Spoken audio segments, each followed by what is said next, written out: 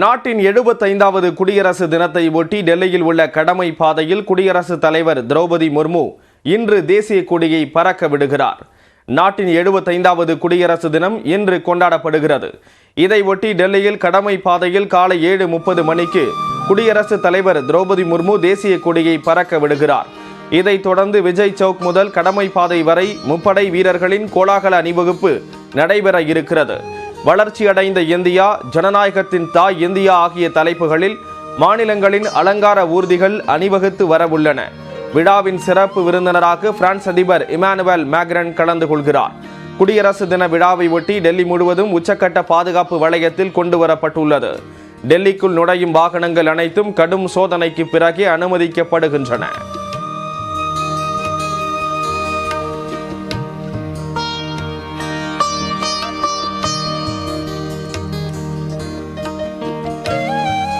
இதனிடையே குடியரசு தினத்தை ஒட்டி சென்னையில் இன்று காலை 8 மணிக்கு ஆளுநர் RN ரவி தேசிய கொடியை பறக்க விடுகிறார். காமராஜர் சாலையில் உள்ள உழைப்பாளர் சிலை அருகே நடைபெறும் இந்த விழாவில் முதலமைச்சர் MK ஸ்டாலின் உள்ளிட்டோர் கலந்து கொள்கின்றனர். நிகழ்ச்சியில் தமிழ்நாடு அரசின் 25 துறைகளின் அலங்கார ஊர்திகளின் அணிவகுப்பு இடம்பெறவுள்ளது. விழா நடைபெறவுள்ள மெரினா கடற்கரை சாலை மற்றும் அதை சுற்றியுள்ள பகுதிகளில் 5 அடுக்கு பாதுகாப்பு போடப்பட்டிருக்கிறது.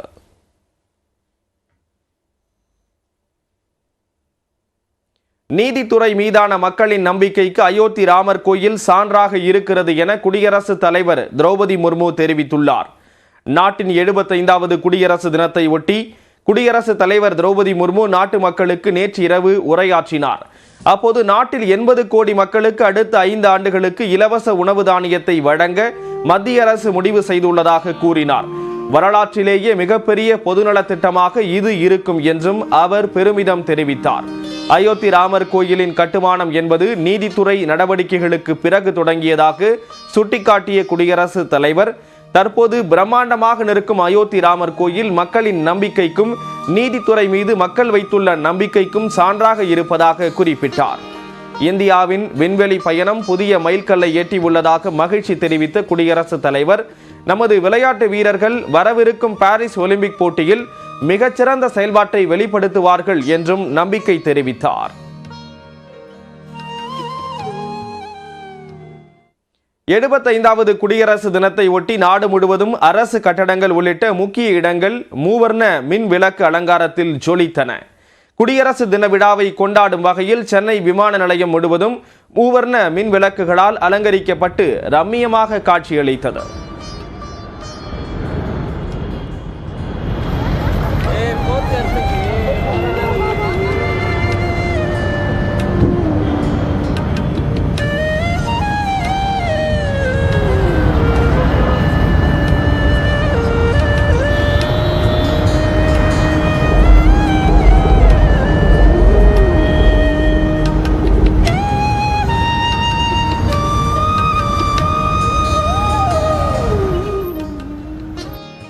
ஹைதராபாத்தில் உள்ள தெலுங்கானா அரசின் தலைமைச் செயலகம், ஆந்திர மாநிலம் அமராவதியில் உள்ள முதலமைச்சரின் இல்லம் முழுவதும் வண்ண விளக்குகளால் மிளிர்ந்தன.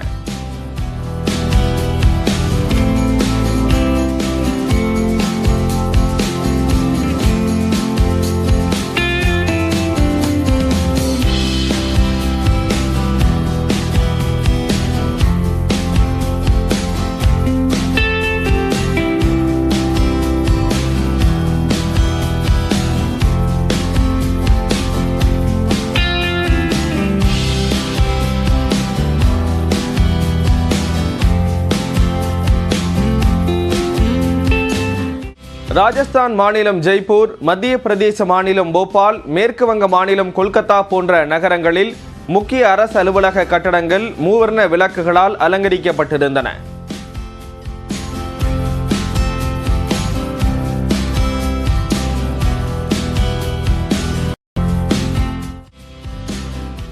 மகாராஷ்டிர மாநிலம் மும்பையில் செபி அலுவலகம், ரயில் நிலையம், விமான நிலையம் உள்ளிட்ட அரசு அலுவலகங்கள் மின் ஒளியில் ஜொலித்த நிலையில் பந்த்ரா ஒர்லி கடற்பாலத்தில் லேசார் ஒளிக்காட்சி மூலம் மகாத்மா காந்தி, வல்லபாய் பட்டேல், அம்பேத்கர், பிரதமர் மோடி உள்ளிட்ட தலைவர்களின் படங்கள் காட்சிப்படுத்தப்பட்டன.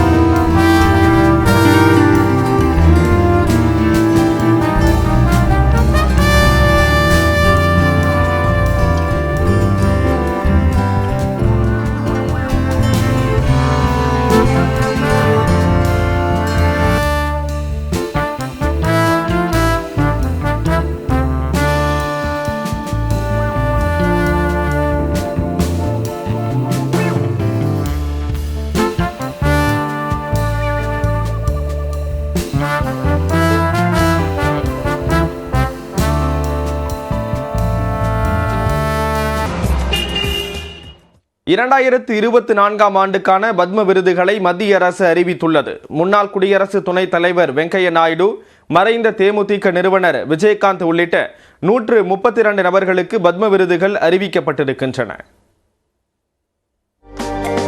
நடப்பு ஆண்டுக்கான பத்ம விபூஷன், பத்ம பூஷன் மற்றும் பத்மஸ்ரீ விருதுகளை மத்திய அரசு அறிவித்துள்ளது.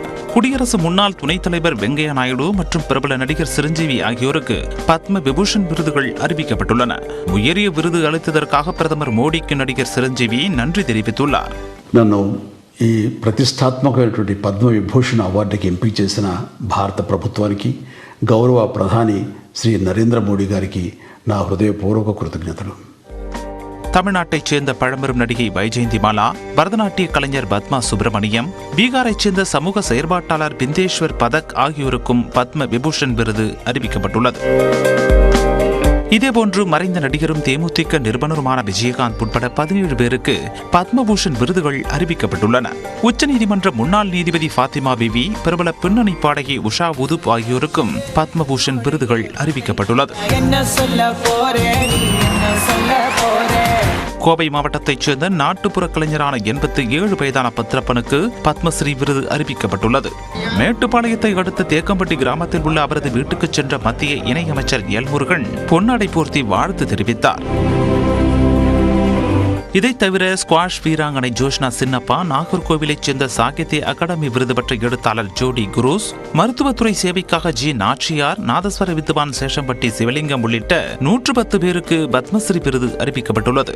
டென்னிஸ் வீரர் ரோஹன் போபண்ணா, அந்தமானைச் சேர்ந்த இயற்கை விவசாயி கே செல்லம்மாள் ஆகியோருக்கும் பத்மஸ்ரீ விருது அறிவிக்கப்பட்டுள்ளது. ராமர் கோயிலை காண்பித்து மக்களை திசை திருப்ப பாஜக முயற்சிப்பதாக முதலமைச்சர் மு.க.ஸ்டாலின் விமர்சித்துள்ளார். திமுக சார்பில் மொழிப்போர் தியாகிகள் வீர வணக்க நாள் பொதுக்கூட்டம் சென்னை அண்ணா நகரில் நடைபெற்றது. இதில் உரையாற்றிய முதலமைச்சர் ஸ்டாலின், பாஜகவுடன் இணைந்து மக்கள் விரோத செயல்பாடுகளுக்கு எடப்பாடி பழனிசாமி ஆதரவாக இருந்ததாக சாடினார். எடப்பாடி பழனிசாமியின் துரோகங்களை சிறுபான்மை மக்கள் மறக்க மாட்டார்கள் எனவும் முதலமைச்சர் குறிப்பிட்டார்.